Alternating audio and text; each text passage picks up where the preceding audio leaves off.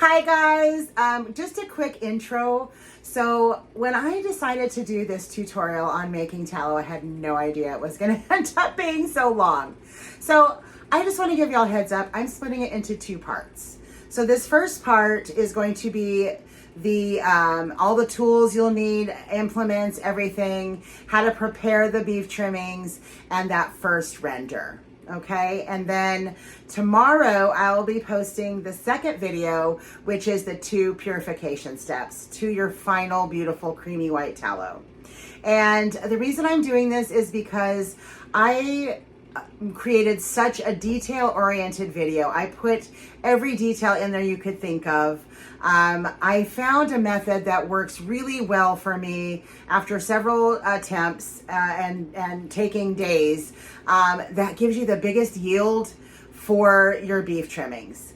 So don't go anywhere. Part 1 is about to start, and then tomorrow I will come back in the morning when I post part 2, and I will link it in the description and here in the video so you guys can just go right into part 2 with your overnight refrigerated tallow. And I will see you guys there. Mwah! Okay. Hey y'all, it's Shelly, Queen of Carni. Welcome to my channel. All right, so are we ready? We are going to be making tallow today.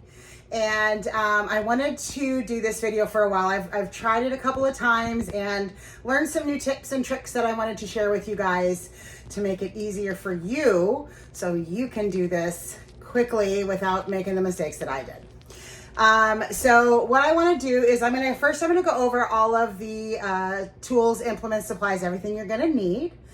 And then we're going to get started. So are you guys ready? Let's do this.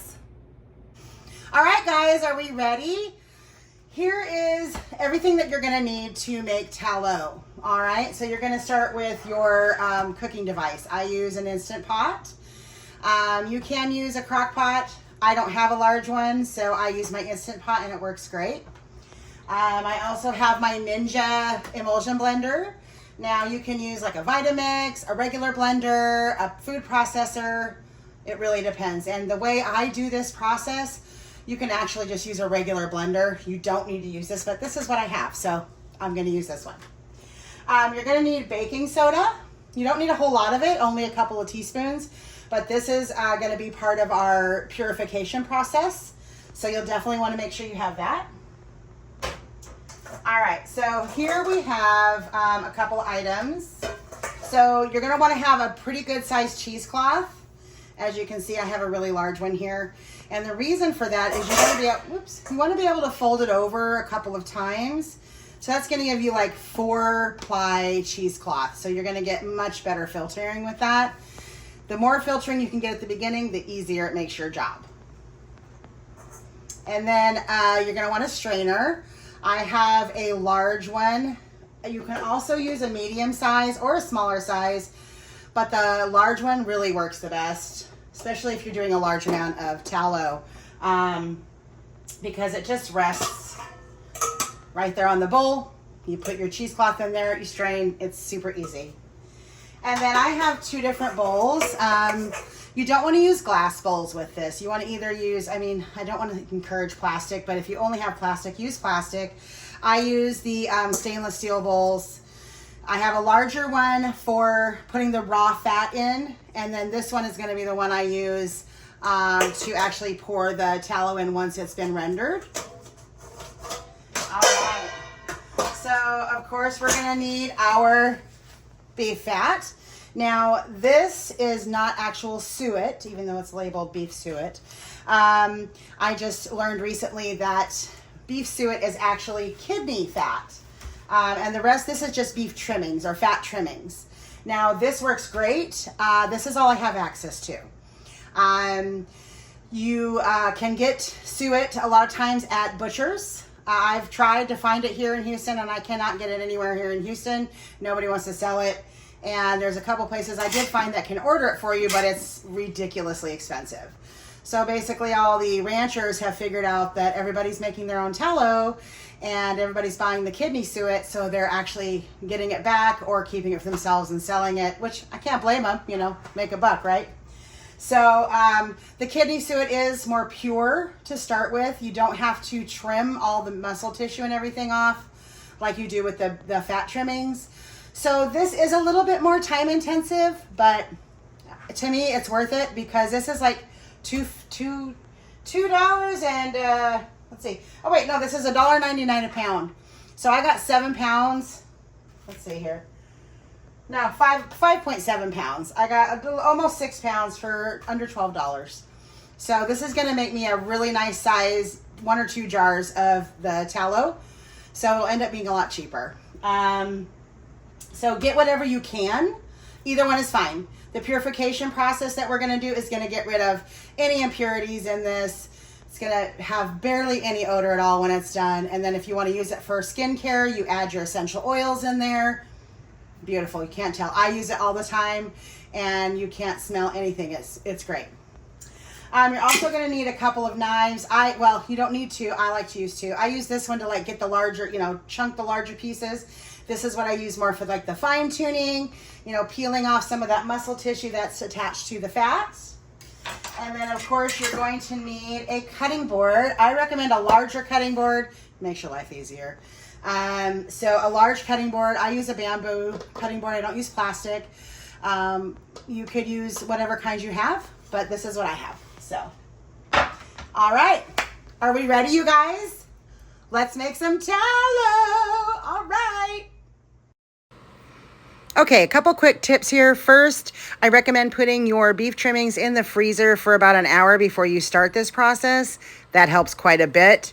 And also, when you're trying to separate that muscle tissue from the fat, slide that knife right under the muscle and you'll see that connective tissue.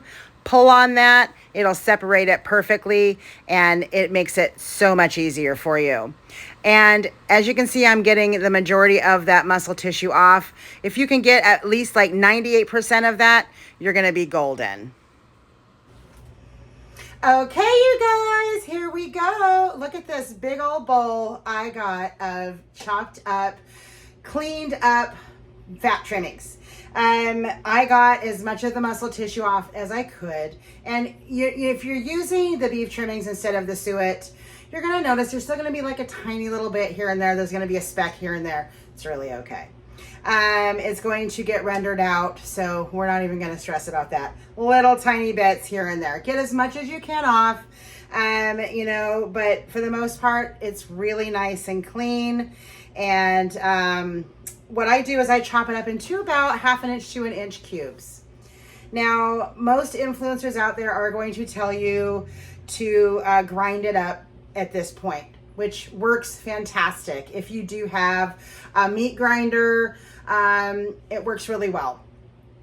I don't have a meat grinder. And I tried doing that in my Ninja blender the first time I made tallow, and it made such a friggin' mess. You guys, oh my gosh. I was having to take the blades out, scrape it down, stick it back in.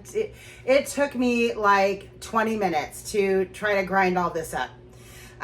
So I found a little secret trick. And what I do now is I put it in my Instant Pot insert, okay? I put it in there and I set it on the slow cook for about 1 hour to 1.5 hours. And what that's gonna start doing is it's gonna start breaking down these big chunks of fat and it's gonna make them a lot more pliable. And then I scoop them out with a slotted mesh type spoon, put them in my Ninja blender, whiz it up for like 10 seconds, 15 seconds, and you guys have fat soup. It's so much easier. So yes, it does take you like an extra 5 minutes to scoop it all out, and you get your blender dirty and everything, but it saves you so much time unless you have a meat grinder or a heavy duty food processor. I do not have one of those. So for those of you out there that are using a blender or an emulsion blender or anything like that, try it this way. It's gonna be so much easier for you. So I'm gonna go ahead and put this into my Instant Pot. And then one other tip, I do this outside. I have an extension cord outside on my patio. I plug in the Instant Pot out there and I let it go. And it really saves you a lot of smell because The first rendering is really potent. It stinks. There's no pretty way to put that. It stinks. So we don't want to stink up our house. So I do it outside. And so I'm gonna go ahead and get that started, and I'll show you guys what it looks like when we get out there. All right, y'all, I've got the Instant Pot outside. As you can see, I've got it set up on my little table here. And what we're gonna do is we are going to set it to, there it is, slow cook. And we're gonna do it for an hour and a half to start. Go ahead and lock that lid down. And I will check back with you guys in an hour and a half, and I will show you what it looks like in here, and if it's ready to go ahead and take it inside and blend it up. See you soon. All right, y'all, it's been an hour and a half, and so I'm bringing you outside, and I'm gonna show you what we've got in the Instant Pot. So here we go. All right, let's see what we got going on in here. Okay, so as you guys can see, look at that, we're already starting to get some nice melted fat in there. Yeah, baby. So an hour and a half, and this is looking really good. So I do believe that we are ready to go ahead and throw this into the Ninja blender. So I'm just gonna go ahead, I have this nice straining spoon, and I'm gonna go ahead and just grab this right out of here, and we're gonna drop it in there. There we go. Now that this fat is nice and soft, this is gonna work fabulous. We'll get all of this in there, and then we will take it in the kitchen. Okay, y'all, here we go. I got a nice full blender of that fat, and we're gonna make some fat soup. You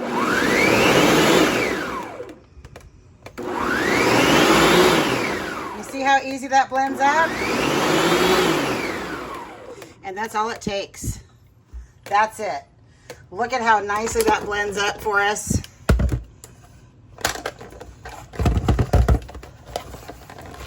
Oop, get the, there we go. And you can see now that is liquid. So now we can go ahead and put that back into the Instant Pot and let it render down. We're gonna set it for another 2 hours, and then we will see what we've got then. So we'll check back in. All right, I just wanted to show you guys real quick. I just poured it back into the Instant Pot, and this is what we've got. You can already see the separation, which is amazing. So we're gonna go ahead and put that lid back on, seal it up, and we are going to, let's see, cancel. All right, we're gonna go ahead and do another slow cook. This time we're gonna take it up to 2 hours. And here we go. I'll see you guys in 2 hours.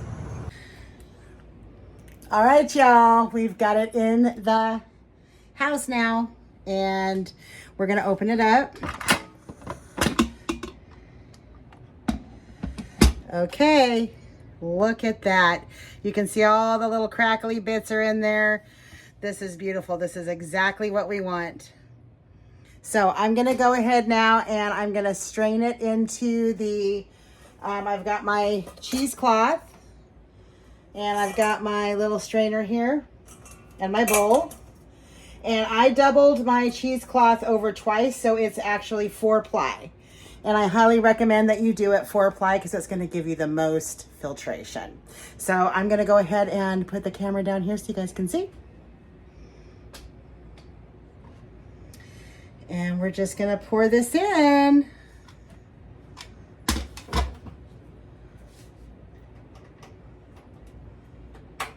Get my little... All right, here we go, guys.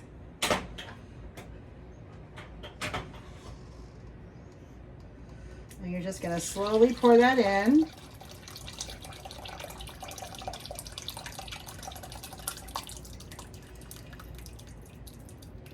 Be careful there at the end. And we're going to get all the, whoop, There we go. All right. No overflowing. Perfect. Okay, so you're gonna have a lot of like the jiggly bits in here, right? So the best way I have found is to fold the cheesecloth over, cover it up there, and then just use a spoon. I use a wooden spoon. Don't let any escape. And we are just going to push this down and get all that extra fat that we can out of there. Okay?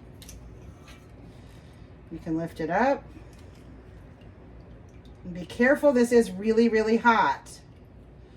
You do not want to burn yourself. Okay? So you're going to squeeze all of that fat out of there. Once you do that, this is what you're left with here. This is your golden tallow, okay? And we're going to squeeze all that extra fat out of there. Then we're going to leave it sit on the counter. I leave it sit on the counter for about an hour, and then I cover it with foil and put it in the fridge overnight. And then we will come back here tomorrow morning, and I will show you guys what it looks like before we take the next step.